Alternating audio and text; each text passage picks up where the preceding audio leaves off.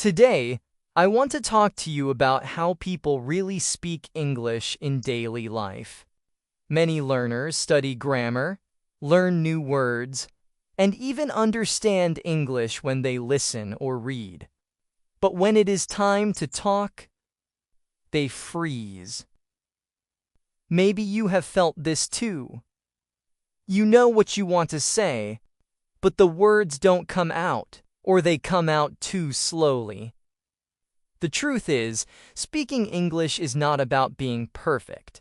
It is not about long, difficult sentences. Real English is fast, simple, and often broken into small pieces. Native speakers use short phrases, repeat words, and focus more on meaning than on grammar. That is why in this video, I want to help you. I will share tips, real examples, and stories that will make speaking feel easier. Step by step, you will see that you can learn to talk in English with confidence, without fear, and without needing to be perfect. Chapter 1. Why talking feels different from learning. Let me start by telling you a story that might sound very familiar to you. A student named Daniel studied English for many years. He learned grammar rules, practiced vocabulary lists, and even scored well on his exams. On paper, Daniel looked like a strong English learner. But the first time he had to speak to a real English speaker, everything changed. He froze. He wanted to say something, but his mind went blank. All the grammar and vocabulary he had memorized seemed to disappear in that moment. He felt nervous, embarrassed, and unsure of himself. Daniel later told me, "I can understand English when I read it, and I even understand movies, but when it's my turn to talk, I just can't." Have you ever felt like Daniel? If you have, don't worry. You are not alone. Many learners feel this way, and there is a very good reason for it. Talking in English is very different from learning English in a classroom or from a book. When we read or write, we usually have time to think. We can pause, check spelling, look at grammar, and even change our sentences before we finish. But when we talk, everything happens in the moment. We cannot pause for 5 minutes to think of the perfect sentence. People expect answers quickly, sometimes within seconds. This is why talking feels much harder than learning. Another important difference is that spoken English is not the same as written English. In school, we often learn perfect sentences. For example, you might see a sentence like, "I am going to the supermarket this afternoon to buy some vegetables because I want to cook dinner for my family." This is a correct sentence. It is clear, complete, and well-structured. But do people actually talk like this in real life? Not usually. In everyday conversations, people prefer short, simple sentences. A native speaker might say, "I'm going to the store later. Need some veggies.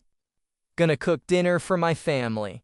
Same meaning, but shorter, faster, and less formal. This is the first big secret. People do not speak in long, perfect sentences. They speak in short pieces, sometimes even incomplete sentences. And that's okay. This is how natural conversation works. If you listen closely, you will notice that people repeat words, use simple connectors like and, but, and so. And sometimes they even stop mid-sentence and change their mind. For example, "I was gonna, oh wait, no, never mind, I'll do it later." That may sound strange if you only studied from books, but it is very normal in real life. Let me give you another example. A book sentence might say, "It is a beautiful day today. The sun is shining and the birds are singing." But in real conversation, people would say something much simpler. "Wow, nice day. Look at the sun. Birds sound great too." Same idea, but much quicker and easier.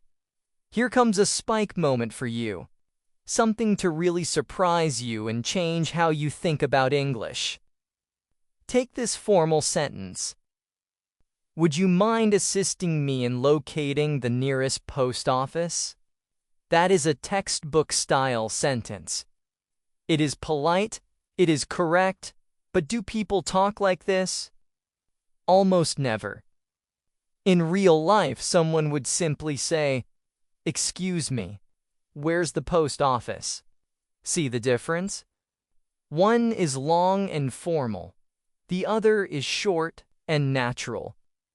This shows you that speaking English is not about sounding perfect. It's about being clear and simple. Now let's think about why this happens. When people talk, they don't have time to plan perfect sentences. Their goal is communication, not grammar. They want to share ideas quickly, so they cut words, use contractions, and speak in fragments. For example, "I don't know" often becomes "don't know." "What are you doing" often becomes "what you doing." These shortcuts are not mistakes. They are part of natural spoken English. Daniel, the student I mentioned earlier, realized this after some practice. At first, he was always trying to speak perfectly. He wanted every sentence to look like it came from a grammar book. But this made him nervous and slow. Once he started listening more closely to real conversations, TV shows, movies, and even street conversations, he noticed how simple people actually spoke. He began to copy that style: short, clear, and direct. Over time, speaking became easier for him, and he no longer froze when talking to native speakers. So here's the lesson. When you talk in English, don't try to be perfect like in a textbook. Instead, aim to be natural. Use short sentences. Use simple connectors. Don't worry about repeating yourself. For example, instead of saying, "I would like to inform you that I cannot attend the meeting this evening because I am feeling unwell," you can simply say, "Sorry, I can't come to the meeting tonight. I'm not feeling well." Both sentences communicate the same message, but the second one is how people actually talk. The next time you watch a movie or listen to a podcast, try to notice how people speak. Pay attention to the short phrases, the repeated words, and the little connectors. You will start to see that English conversations are much simpler than you thought. And once you realize this, speaking will feel less scary. So remember, talking in English is different from learning English. It is fast, simple, and not perfect. People do not speak in long, formal sentences. They speak in short, natural ones. And the good news is, this makes speaking easier for you too. You don't need to be perfect. You just need to be clear. This simple shift in thinking will make your speaking journey much more enjoyable. Chapter 2. The Rhythm and Music of English. When most learners think about English, they imagine words on a page, rules of grammar, and vocabulary lists. But English is not only about words. English has a sound, a rhythm, and even a kind of music. This is why sometimes you listen to native speakers and feel like they are singing, not speaking. The rise and fall of their voice, The way some words are strong and others are soft, the way sounds connect together. It all creates a flow that is very different from what you see in textbooks. Many learners study hard but still feel lost in real conversation because they never learn the rhythm and music of English. Think about a very common question. What are you doing? On paper, it looks clear. 3 words, all simple.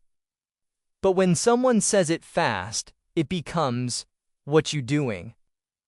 The words change, the sounds melt together, and the sentence feels almost like one word. A learner who only knows the written form may freeze and think, what did they just say? But once you understand that this is the natural rhythm of spoken English, it starts to make sense. People are not trying to confuse you. They are just speaking in a natural musical way. The rhythm of English comes from stress. Some words are strong, and some words are weak. For example, listen to this. I want to go to the store. The strong beats are on want, go, and store. The other words are softer and faster. This creates a rhythm like drum beats in music. If you try to make every word strong, your English will sound heavy and unnatural. But if you learn to use stress, your English will flow like music. This is why singers can make English lyrics sound so beautiful. It is because the language itself already has rhythm inside it. Many learners get frustrated because they know the words, but they cannot catch them in real conversations. The reason is simple. Native speakers often drop sounds, connect words, and speak quickly. For example, I'm going to becomes I'm gonna. Did you becomes did ya. Don't know becomes don't know. At first, these changes feel strange, but they are normal in everyday English. If you only listen for the full, clear form, you will miss the meaning. But once you train your ear to the connected sound, you will suddenly hear it everywhere. It is like learning to hear a hidden melody. Let me tell you a story about a learner I once knew. Her name was Maria, and she had studied English for many years. She was very good at reading and writing, and she even understood grammar better than many native speakers.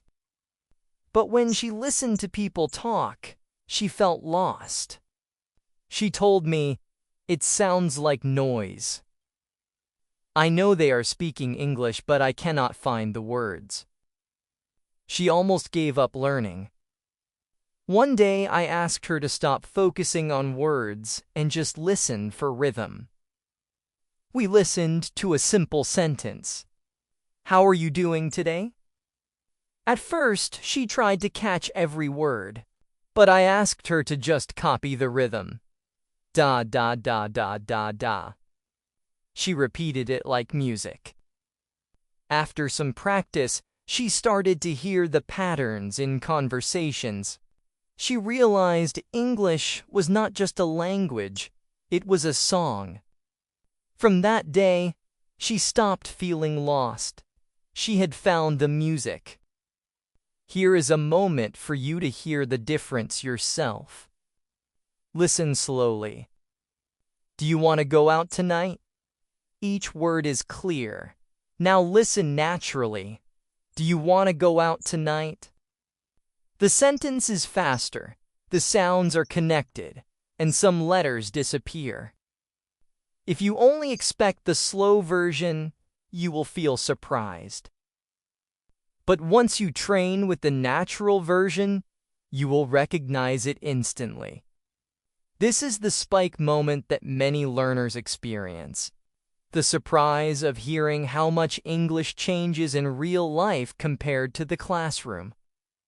The beauty is that you do not need to be perfect to sound natural. You just need to feel the rhythm.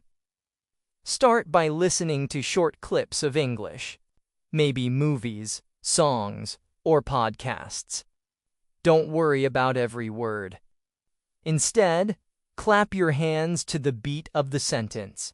Repeat the sentence with the same stress. Record yourself and compare. Soon you will notice that your English feels lighter, faster, and easier. The truth is, English is not only words, it is rhythm, stress, tone, and music. If you understand this, speaking becomes more natural. You do not need to fight for every sound. You only need to ride the wave of rhythm, like a surfer riding the sea. And once you do that, you will feel that English is not something strange. It is something alive, something flowing, and something you can join. Chapter 3. Everyday phrases people use. When learners first begin to study English, they often believe they must learn thousands of individual words. They open dictionaries, they memorize long lists, and they feel proud when they know difficult words like nevertheless or consequently. But then something strange happens. When they try to speak to real people, those big words do not come to their tongue. Instead, they freeze, searching their mind for the right vocabulary, but the conversation has already moved on. Why? Because in real life, people do not always use big, difficult words. Most of the time, they use simple, everyday phrases, fixed expressions that repeat again and again in conversations. These small phrases are the secret keys to sounding fluent. Think about it. When you meet someone, do you hear them say, "How are you on this fine afternoon?" Not really. More often you hear, "How's it going?" or "What's up?" These are short, easy phrases that carry big meaning. They are not about the exact words, but about the feeling and the connection. If you learn these chunks, whole pieces of language, you can speak faster and more naturally. Instead of building every sentence from zero, you pull ready-made phrases from your memory. It is like having small tools in your pocket that you can use at the right time. Take another example. In many conversations, people say, "You know what I mean?" This phrase does not really ask for an answer. It is a way of checking connection. It invites the listener to agree, to feel close, to nod along. If you only learn the words "you know what I mean," you will never see the true power of the phrase. But if you learn the phrase as one single chunk, you can use it naturally. You finish a sentence and add, "You know what I mean?" Suddenly your English sounds real, like the English you hear in movies and daily life. And then there is, "That's great." This phrase is everywhere. Someone tells you good news, and you answer, "That's great." You can also say, "That's awesome."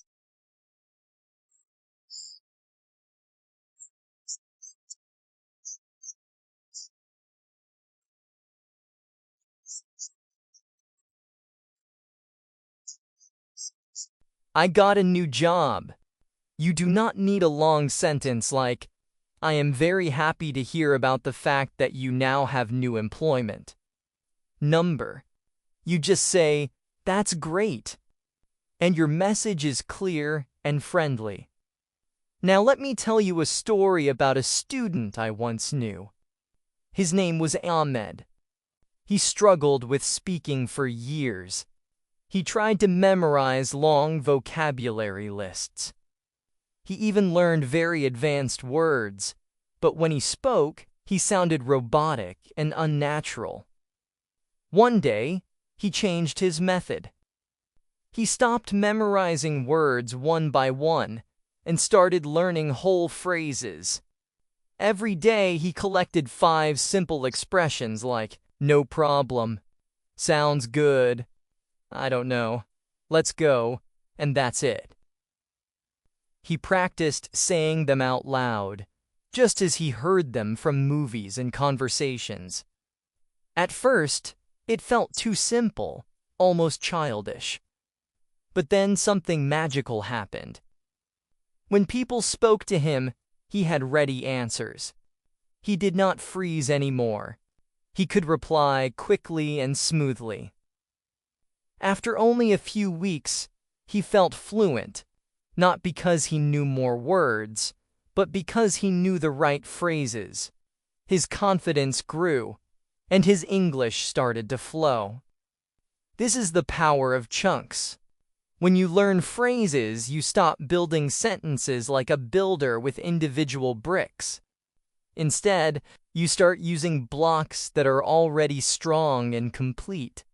It saves time, it saves energy, and it makes you sound natural. Here comes a spike moment for you. I want you to try it with me right now. I will say a phrase, and you repeat it aloud. Ready? How's it going? Say it with me. How's it going? Good. Now another one. You know what I mean? Say it aloud. You know what I mean? Excellent. And one more. That's great. Repeat. That's great. Perfect. By speaking these phrases aloud, you are training your mouth and your memory at the same time. You are building habits. Soon, these expressions will come out of your mouth automatically, without thinking. And that is what fluency really means. Being able to speak without stopping to think too much. So, the next time you study English, do not worry about learning every big word. Focus instead on small, powerful phrases that people actually use. Collect them from movies, from conversations, from songs. Write them down. Practice them aloud. Repeat them until they feel like your own. If you do this, you will be surprised at how quickly your English improves. You will sound natural, confident, and fluent, just like Ahmed did, and just like many successful learners before you. Chapter 4: Mistakes People Make and Why They're Normal. One of the biggest fears English learners have is the fear of making mistakes. Maybe you have felt this too. You know some words, you know some grammar, but when it's time to speak, you stop yourself. You think, what if I say it wrong? What if people laugh? What if they don't understand me? This fear is powerful, and it can keep you silent even when you have something important to say. But here is a truth that may surprise you. Even native speakers make mistakes, all the time, and they are still understood, respected, and loved. Let me give you some examples. In school, many of us learn that the correct way to say something is, he and I went to the store. But listen to everyday conversation, and you will often hear a native speaker say, me and him went to the store. Is it grammatically correct? Number? Do people use it? Yes, every day. Another example. The rule says we should say, I don't have any money. But many natives say, I ain't got no money. Double negative, broken grammar, yet everyone understands. These examples show that perfect grammar is not the same as real communication. People bend the rules, people break the rules, but the message still gets across. So why are learners so afraid of mistakes? Part of it comes from school. In school, teachers often mark your errors with a red pen. One wrong letter, and you lose points. This trains you to believe that mistakes are bad, dangerous, something to avoid at all costs. But in real life, mistakes are not red marks. Mistakes are bridges. They are proof that you are using the language, that you are trying, that you are alive in the conversation. A mistake means you are moving forward. No mistake means no action, and no action means no progress. I once knew a student named Lena. She loved English songs, and she dreamed of speaking fluently. But she was shy. She always worried that people would laugh at her accent or grammar. One day, she had to guide a group of tourists in her city. She was nervous, but she had no choice. English was the only way to communicate. So she spoke. She said things like, "You go left street," and "We now walk fast." Her grammar was broken, her sentences were short, but her eyes were bright. Her voice was clear, and her message was strong. At the end, one of the tourists said, "Thank you, your English is very good." Lena was shocked. She thought she had made too many mistakes, but the truth was, her confidence and effort mattered more than her grammar. She was understood, and that was the real success. This brings us to something very important. Confidence is more important than perfection. Imagine two learners. The first learner knows many grammar rules but is afraid to speak. The second learner makes grammar mistakes but speaks with energy, smiles, and gestures. Who do you think people will enjoy talking to more? The second learner. Why? Because language is about connection, not about rules. People care more about the message than the grammar. If you wait until your English is perfect, you will never speak. But if you start now, even with mistakes, you will grow stronger every day. Here's a spike moment for you. I want you to take a deep breath and repeat this with me. My mistakes are proof that I am learning. Say it out loud. Again. My mistakes are proof that I am learning. Feel the power in those words. Every time you say something wrong, it is not a failure. It is a step forward. Every mistake is a teacher showing you the path. Without mistakes, you cannot improve. With mistakes, you are alive in the process. Think about babies learning to walk. Do they fall? Yes. Do they cry? Sometimes. Do they stop trying because they are not perfect?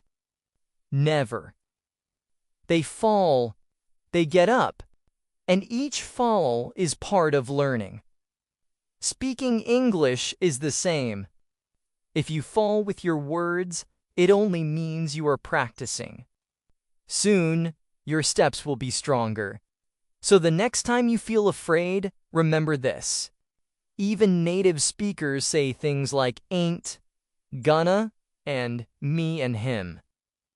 They are not perfect, and yet they are fluent. You do not need perfection to be respected.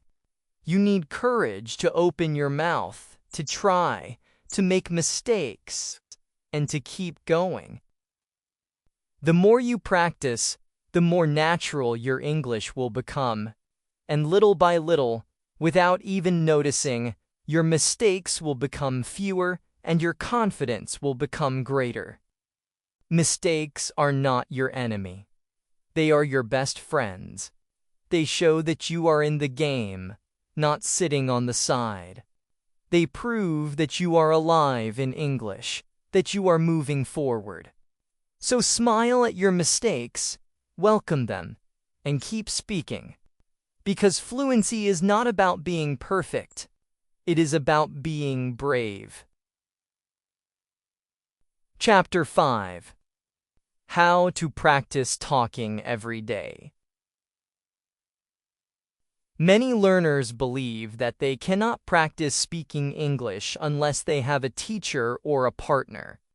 They wait and wait for the perfect moment, the perfect friend, or the perfect class.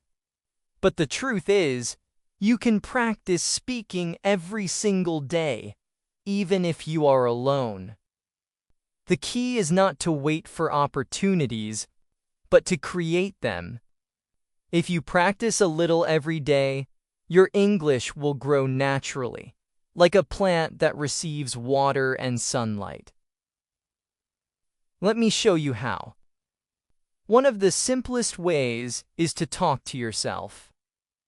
Yes, it might sound strange at first, but it works. Imagine you are standing in front of a mirror in the morning. You look at your reflection and say, "Good morning. Today I will go to work.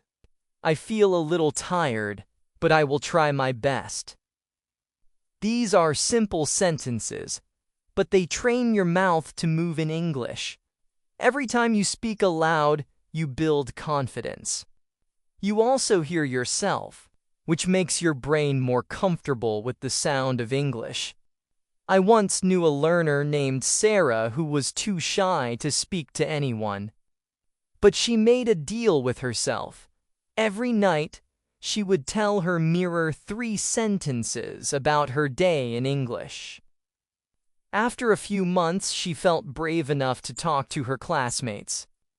Practicing with herself gave her the courage to face others.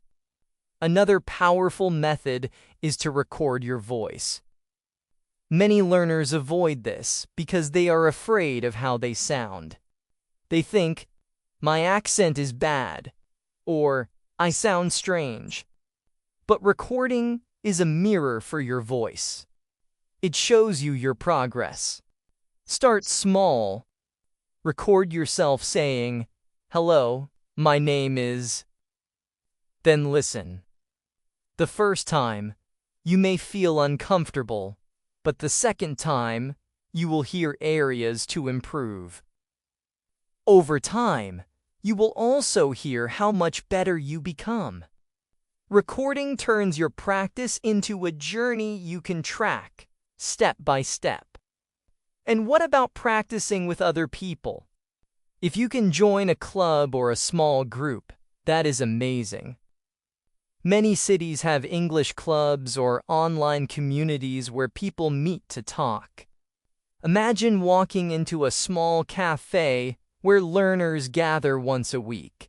You sit down, order tea, and share a story about your week in English. Everyone makes mistakes, everyone laughs, but everyone learns together. Even if there are no clubs near you, you can find partners online. A short video call with a friend from another country can give you practice that no textbook can. But don't think you always need formal groups.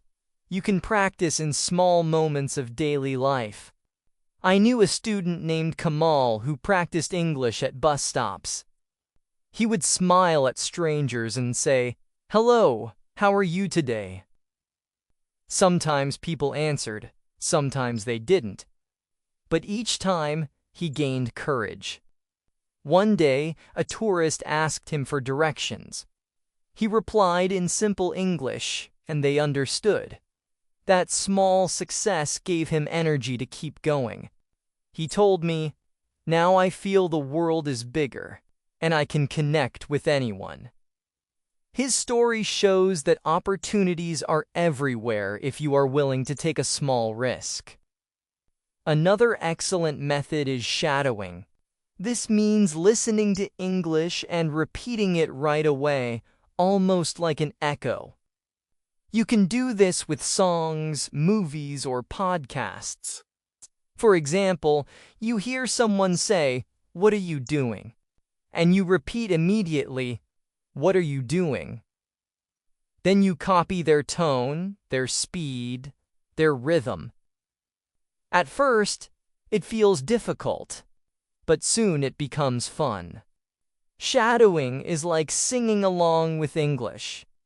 It teaches your mouth and your ear at the same time. Many successful learners say shadowing is the practice that made the biggest difference in their fluency. Now comes the spike moment. I want you to stop just listening and start doing. Right now, wherever you are, I challenge you. Say one English sentence aloud. Don't worry about grammar. Don't worry about mistakes. Just open your mouth and speak. For example, say, "I am learning English today." Go ahead, say it out loud. Did you do it? Good. You have just practiced speaking. This small action may seem simple, but it is powerful. If you say one sentence every day, in a month, you will have spoken 30 sentences. In a year, more than 300. Imagine the growth you will feel. The secret is not long hours of study, but small daily practice. Talk to yourself, record your voice, join clubs, find a partner, chat with strangers, and try shadowing. Each of these methods adds a piece to your fluency puzzle. And most importantly, don't wait for the perfect moment. The perfect moment is now. Open your mouth, take a breath, and let English come out. Because speaking is not something you prepare for endlessly. It is something you do. And the more you do it, the more natural it becomes. So practice every day in small ways, and you will discover that your English voice is stronger, clearer, and more confident than you ever imagined. Chapter 6. Thinking in English like people do. When most learners begin their English journey, they rely on translation. They hear a sentence in English, translate it into their own language, think of an answer in their language, then translate it back into English. It feels safe, but it is also slow. Imagine trying to have a conversation while doing this. By the time you finish translating, the topic has already changed. Real English speakers do not translate. They think directly in English.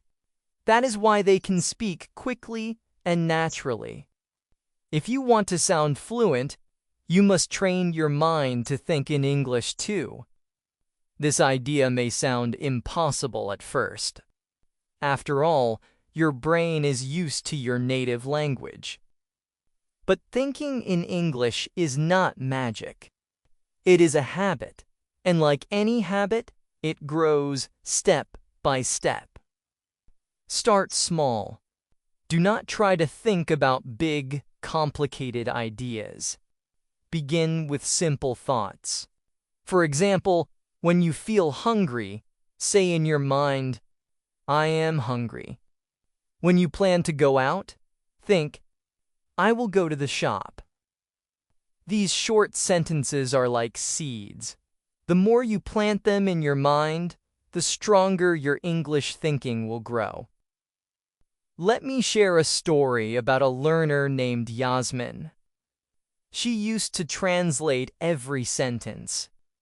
Whenever someone spoke to her in English, she froze because the translation took too long. She almost gave up. Then she decided to try something different. Every day she chose 3 moments to think in English.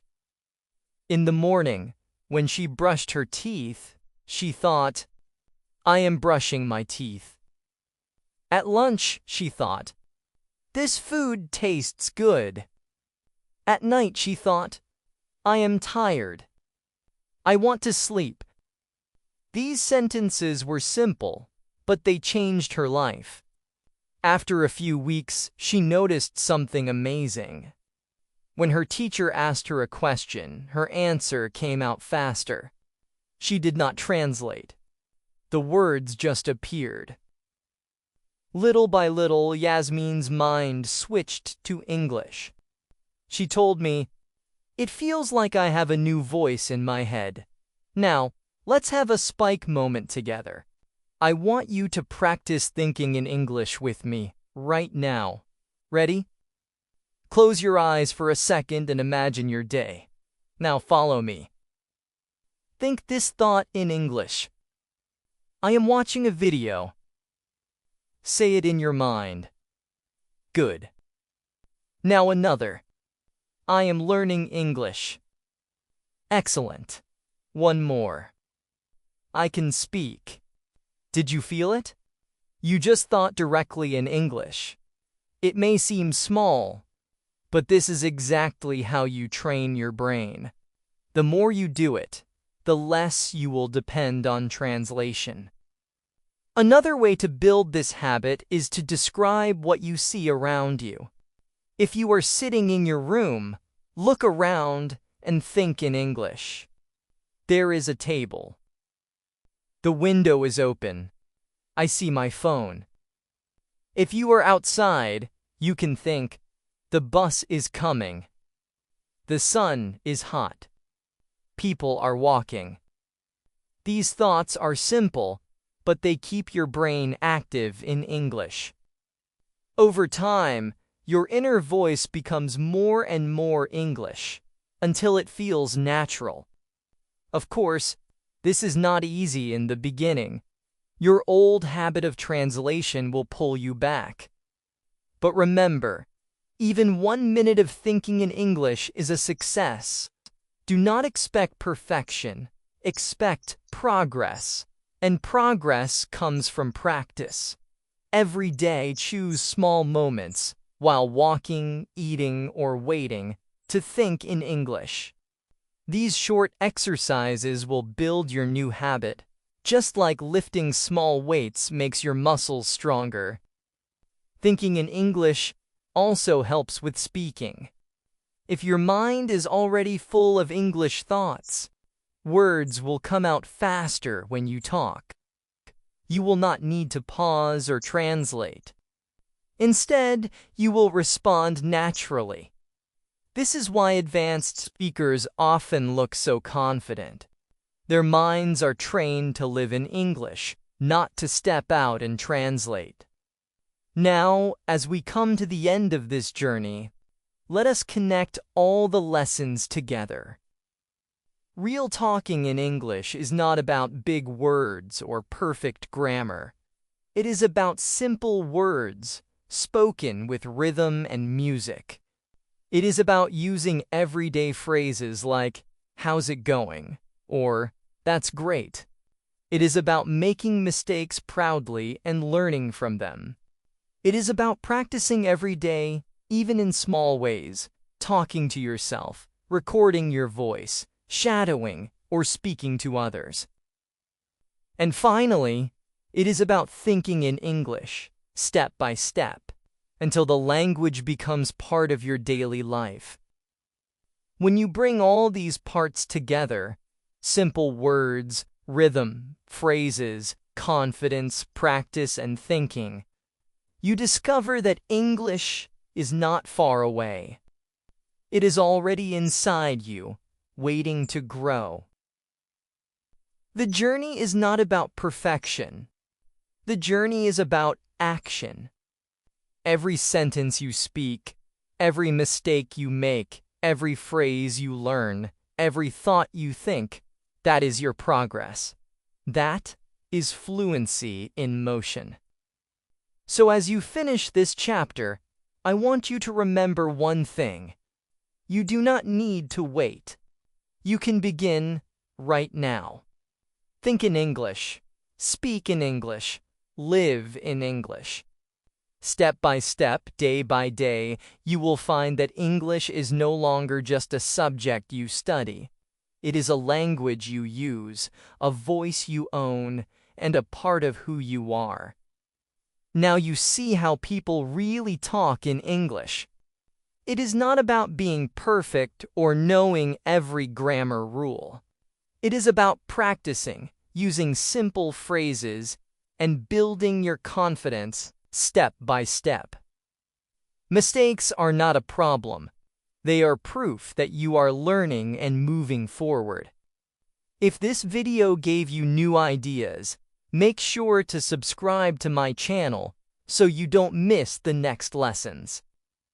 Give this video a like to let me know you enjoyed it, and share your thoughts in the comments below. Tell me, which part of speaking English do you find the hardest? Thinking in English, finding words, or speaking without fear? I read every comment, and your answers will guide me in making the next videos for you. Together, we can keep learning, keep practicing, and keep growing in English.